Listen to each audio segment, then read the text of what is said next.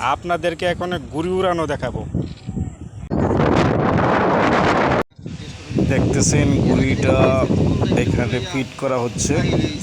এ দেখেন কত বড় ঘুড়ি, অনেক কিছু লাগতেছে এই ঘুড়িটার মধ্যে। আমি এত বড় ঘুড়ি আমার লাইফে দেখি নাই।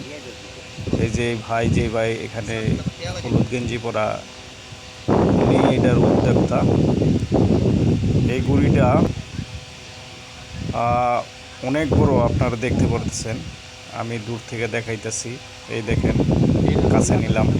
আবার চেইন সিস্টেম আছে, এখানে চেইন লাগাই দিতে চাই। দেখেন এত বড় ঘুড়ি আমার জীবনে আমি দেখি নাই, এই প্রথম দেখেছি।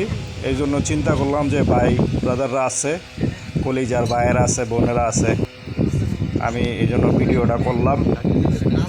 যদি ভালো লাগে অন্য বাইকে দেখানোর সুযোগ করে দিবেন, অন্য কলিজার ভাইয়েরা যেন দেখতে পারে, সেই জন্য ভিডিওটা করা। তো কলিজার ভাইয়ের আজকে এদিকে অনেক বাতাস, যেহেতু আজকে শুনতেছি এখানে ঝড় বৃষ্টি হবে, পুরা বাংলাদেশেই চাপ শুরু হয়ে গেছে। এই জন্য অনেক বাতাসের জন্য ঘুড়িটা প্রায় 2 বার পড়ে গেল। এই দেখেন কত বড় ঘুড়ি, ওই লোকটা নিতে খুব কষ্ট হচ্ছে।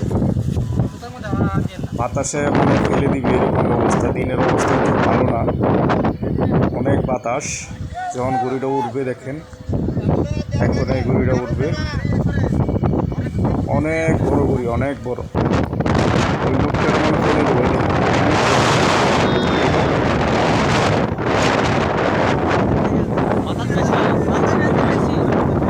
আমি আমার জীবনে এত বড় দিয়া এটা এখন পড়ে যাবে।